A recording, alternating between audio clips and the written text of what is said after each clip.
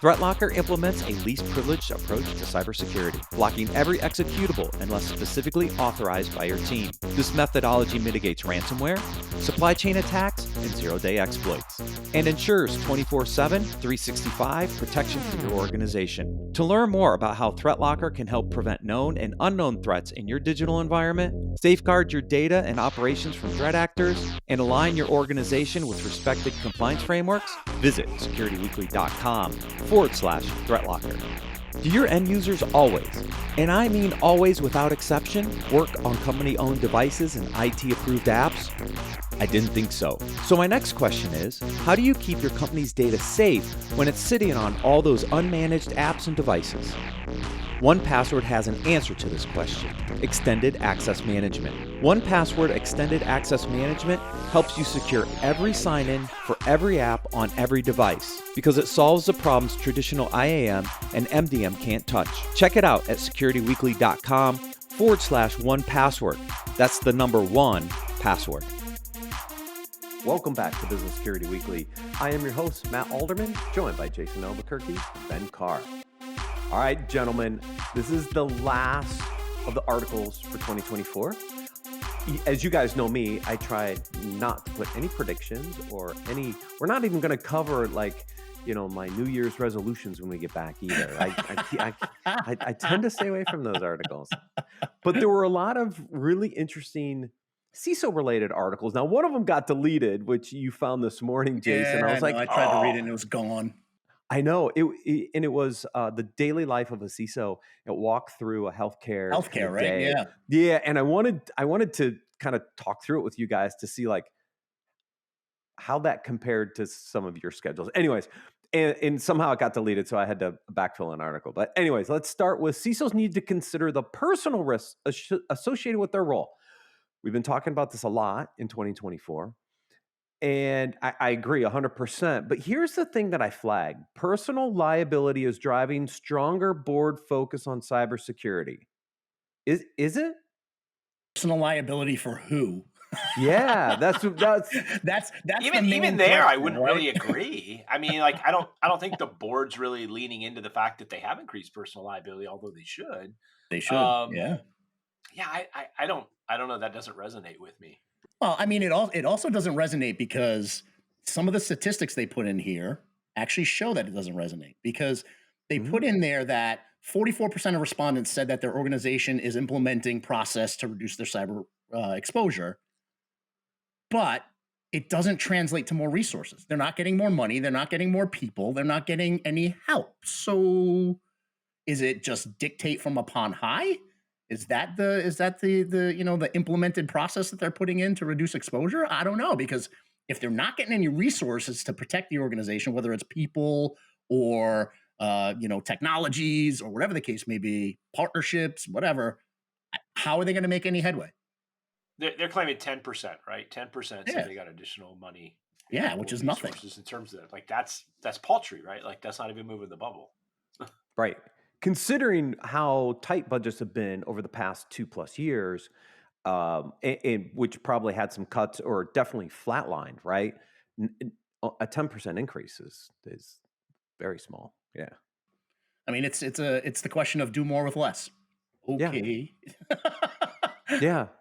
That's what I'm seeing. So yeah, and I read this line like personal liability is driving stronger board focus. No, it's not.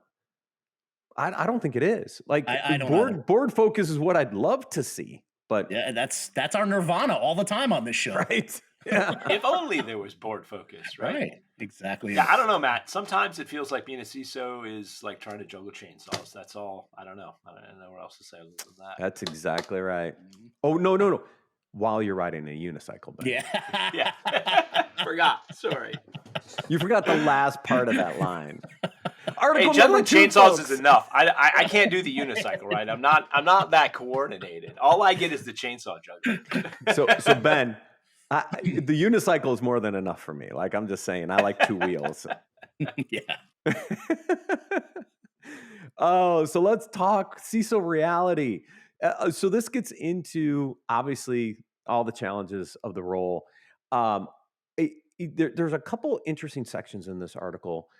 There's a small CISO survival guide which is interesting because I look at it and I'm like, yep, build relationships across your organization, communicate with clarity and empathy, which we talk about a lot in the segment on the show because this is the leadership and communication segment. But then he walks through redefining organizational accountability. And this one kind of piqued my interest because it is about accountability, isn't it, Jason? Yeah, well, I mean, here's the big moral of this article that popped out hardcore for me. 99% of CISOs are concerned about their job security in the event of a breach. That does not talk to shared responsibility. That does not talk to board accountability. That does not talk to executive accountability. That is scary right there.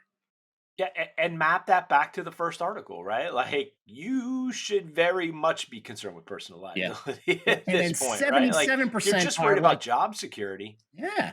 And 77% are reporting extreme anxiety about consequences. I mean, if that's not mental breakdown, meltdown, like all the things we talk about being concerned with our security professionals and leaders, that's the story right there.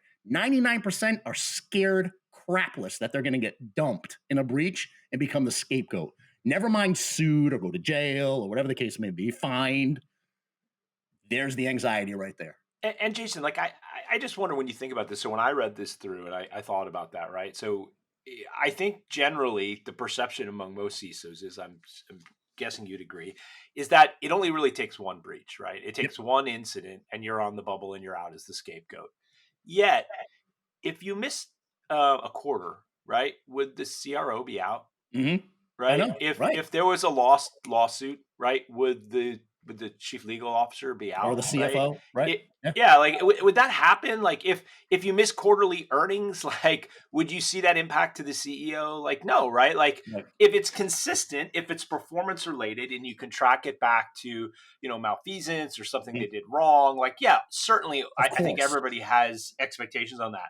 But there's this, hey, look, things happen. We weather the storm. We course correct. We move back. And there's, that's not the CISO's reality. And so if that's the case, like it's just set up much, much differently, right? It is a job that's almost in a way, in many people's eyes, set up just to be the fall guy, right? Yeah. You're not given the authority and the ability. 100%. And what we've forgotten is that we are dealing with criminals.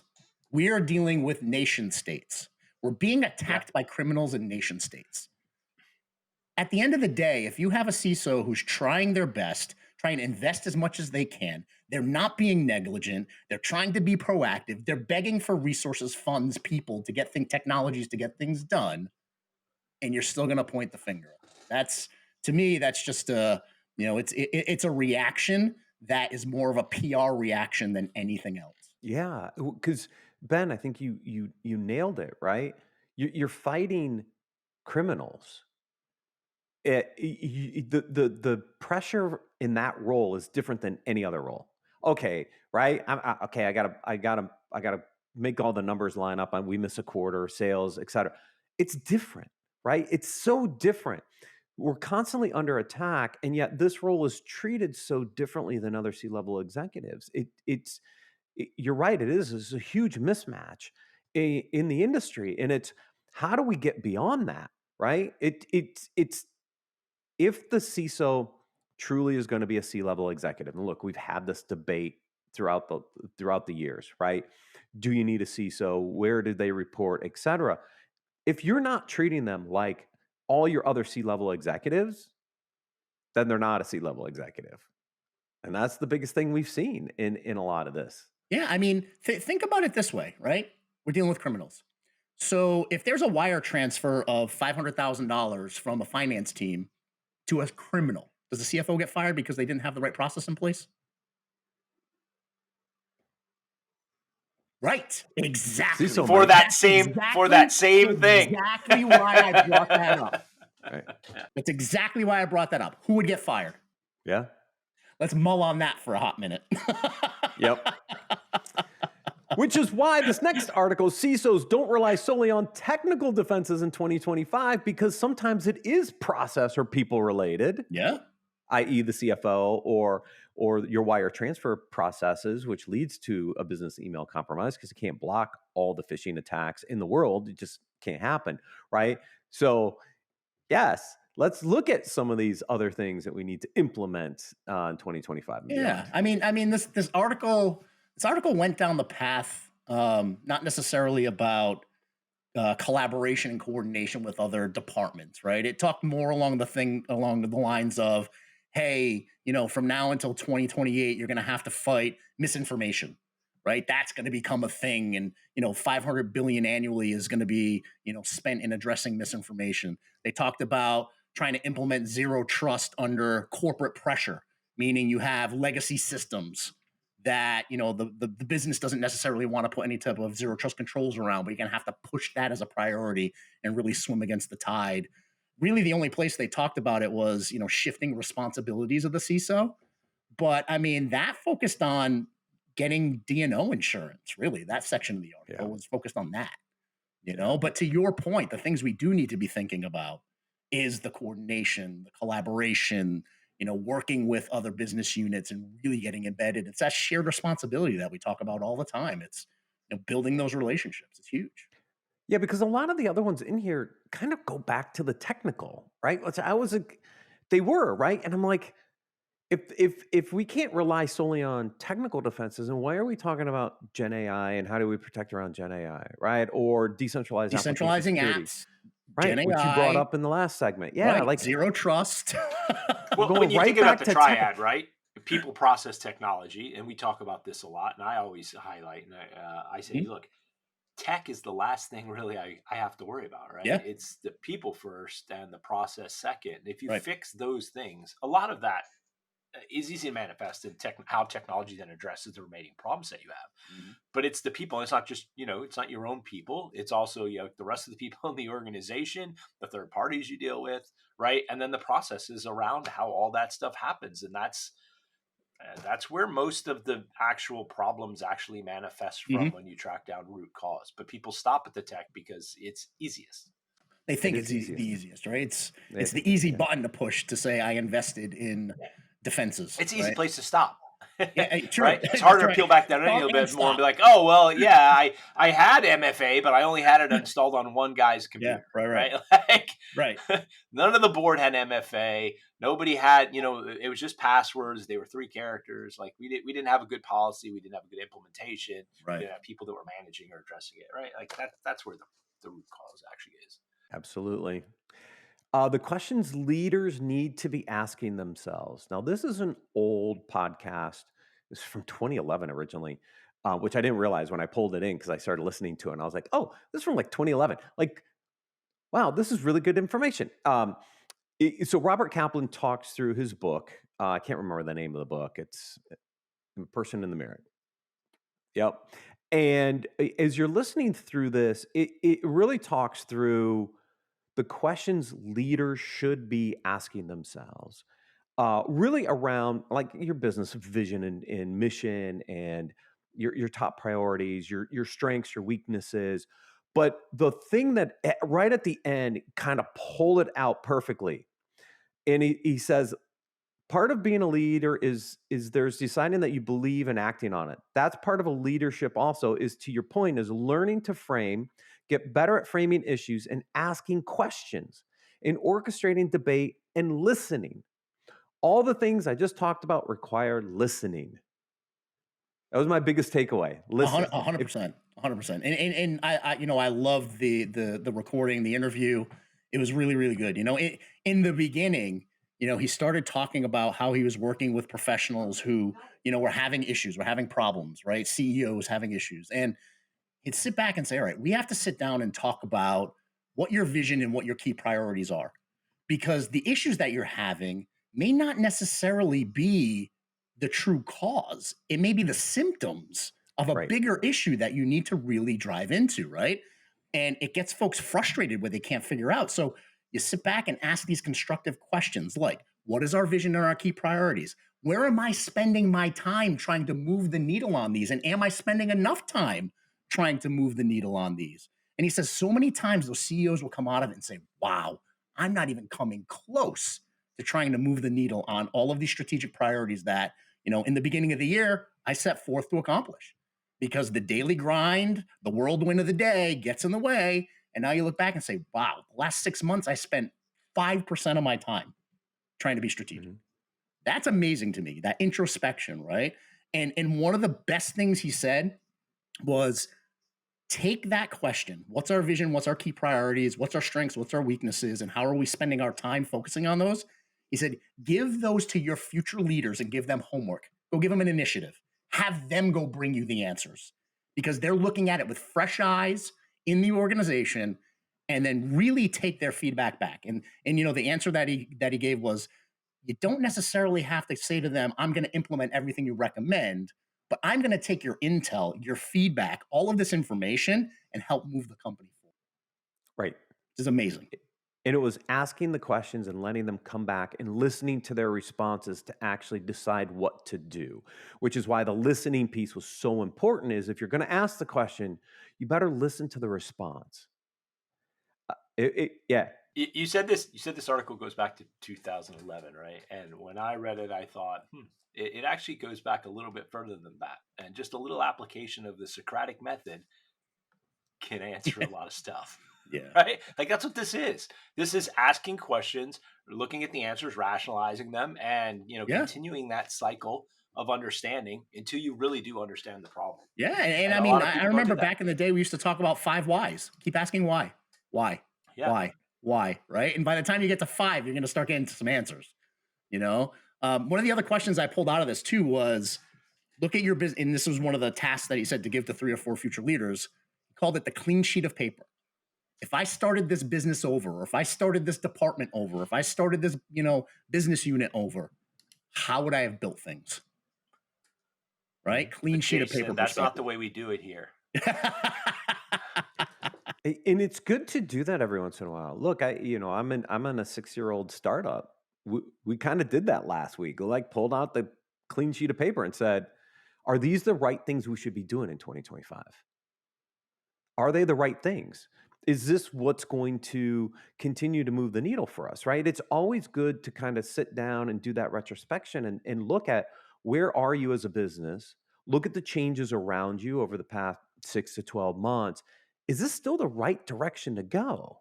Now, it's hard for some people to think about a complete blank sheet of paper, but it helps you kind of reassess yourself and make sure you're on the right track.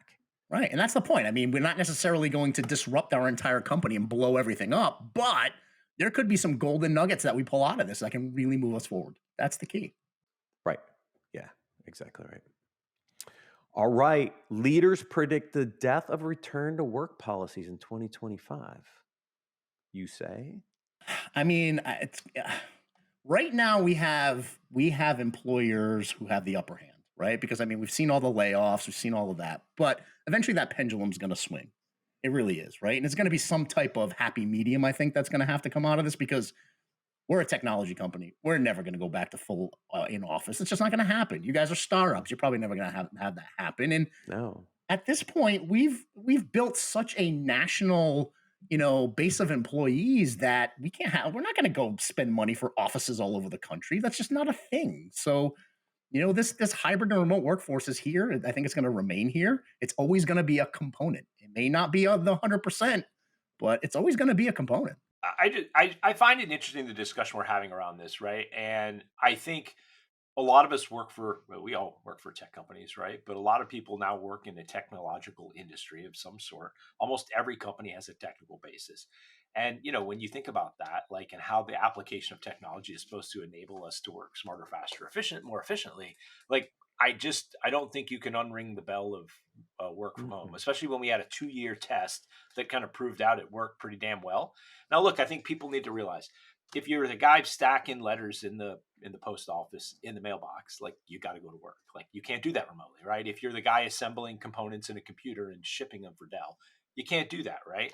But the guy who's the sales guy for Dell, why is he in the office? Like, it doesn't make sense. I actually think you're making it less efficient, right? And I heard recently, like, it was related to Doge, right? And the stuff going on with the new administration. And this comment that, like, look, we have all these offices, like, we can't let them go to waste. It's like, Okay, ask your question again and keep asking it till you get to the core of the problem. The problem is you have all these offices that no one's in. Like, You own Right. too much get rid real of the estate office is the space, problem. That's the problem. They own too much right? real estate. Yeah, and so like it's an effort to justify Yes. the bad and problematic behavior or Yeah, yeah. That stance that you're expenditure that they stuck have in. right now. Yep, that's it. Yeah, 100%. and it's a legacy methodology. Like, Mhm. get out of your own head. Like, let's start talking about how we architect business to be more successful going forward and more Yeah, efficient. And I right. think not having a bunch of real estate makes a lot of sense if I'm starting a Mhm. business right now. Yeah, because there are certain industries you've got to be there. Manufacturing, hospitals, healthcare, right? You got to be in office. Not everybody has to be in office, but the caregivers do. The people producing all the parts and stuff, they have to be on site, right? You're not going to like move that to somebody's garage, for example, right? So there are definitely industries where having employees in locations makes sense. But to your guys' point, like we were in New York City last week. I'm coming in from LaGuardia and I'm driving right before the tunnel into Midtown. Buildings, they're empty. Like you can see all the way through these buildings. They're completely vacant. They were office buildings. They're empty. Yeah. I mean, that's the struggle that, the business is having of Right. keeping that real estate on the market, on their rolls and not being able to put it on the market because nobody's gonna buy it. Who wants Right. commercial real estate And right now? getting people into the office, right? Like, so look, if your argument was, okay, we've got all these empty businesses, and if people are in the business, we double our profit margin. I could understand the rationale, right?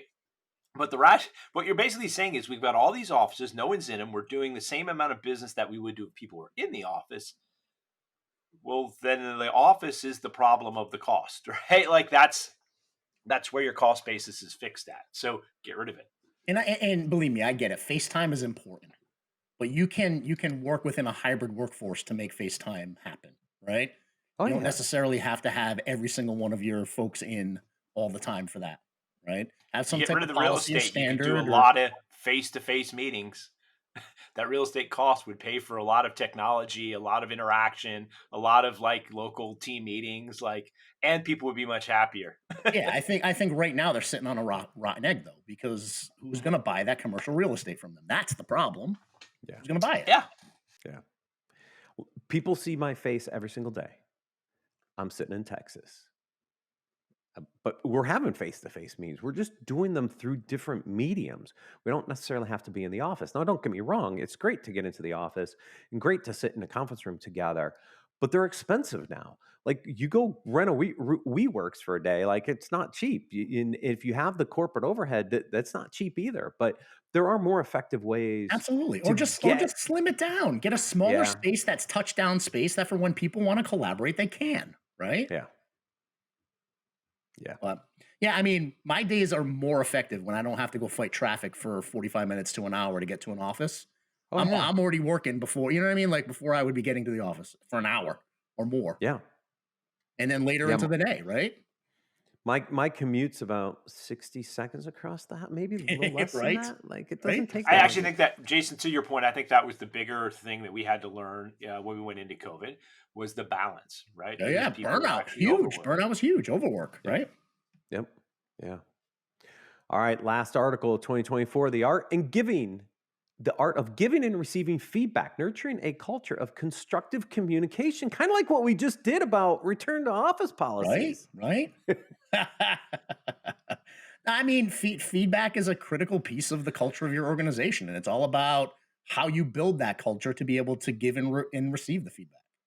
It's something that if you build a culture of constructive feedback that you take it and you use to be a better person, a better professional, a better department, that's going to be something that moves the needle for your organization or your department, business unit, whatever the case may be, you personally, right, or Yeah. professionally. And it's staff model the way, and it's Mhm. up to us as the highest level executives to model the way of how to give and receive constructive feedback. If we do that, our staff will model it and do the same. One of the pieces that Kaplan talked about in that HBR podcast is be the role model, right? This is another area. Be the role model, right? Show people how to be constructive with criticism, accept it and give it back as well. But it's up to leaders to be the role models to create that constructive feedback environment. And one of the sections in there actually kind of broke out constructive versus destructive feedback. Yep. And it's really the two things. It's the intent of the conversation and how you build that conversation and the tone that you deliver it in. So if you're thoughtful and empathetic and putting all those leadership traits that we talk about all the time on this show into practice, you're going to start building that culture. So Jason, Matt, like when you think about this article, right? Constructive communication, like compare and contrast this with the annual 360 review. Like, right? That's become the norm, but I actually think it's not very valuable, and it doesn't. No, really I'll tell you right now, our organization put a fork in that one, and we don't even do that anymore. We don't have that bureaucratic method of reviews anymore.